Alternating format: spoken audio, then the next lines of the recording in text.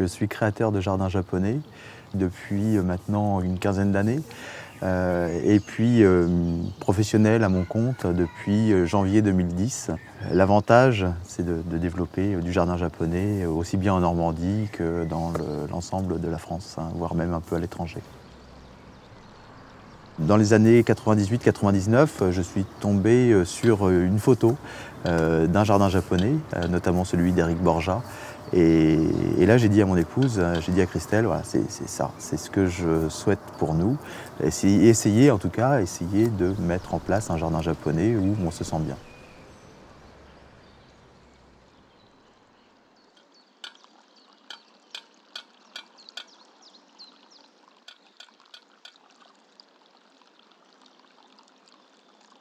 Cette collaboration sur le jardin japonais dans le cadre de cette exposition, j'ai vraiment fait une sélection d'estampes en lien avec le samouraï. Là, les estampes vont du 19e au 20e, parce que j'ai aussi amené des estampes contemporaines. Ça traite de tous les sujets, hein, ça va de l'estampe de nature, d'animaux, de samouraïs, de combats historiques, voilà, ça traite vraiment de courtisanes, de cérémonies du thé.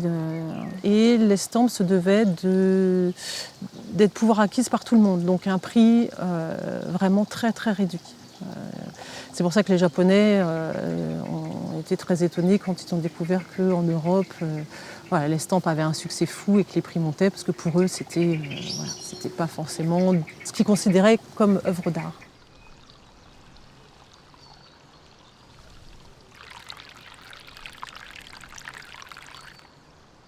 Cette expo est née d'une rencontre avec Gilles Touré, le créateur de ce jardin.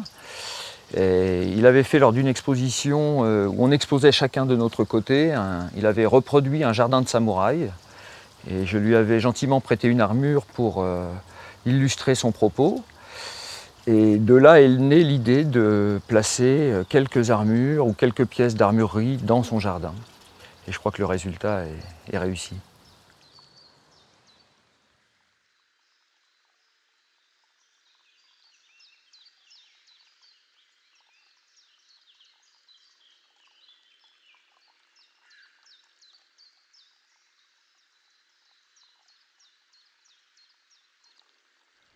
S'il y avait une différence fondamentale entre l'approche occidentale et l'approche nippone, ressentir l'espace, analyser la terre, analyser les courants d'air, les zones d'ombre, les zones de soleil, pour choisir les plantes qui vont bien aller et pouvoir les disposer de façon cohérente pour obtenir ce qu'un peintre va rechercher à obtenir sur son tableau, donc à savoir des couleurs un peu précises là où il le souhaite.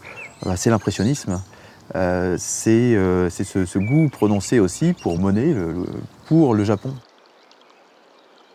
On obtient des ambiances japonisantes, si on veut rester modeste, voire jardin japonais, mais ça je laisserai le soin aux Japonais de le dire.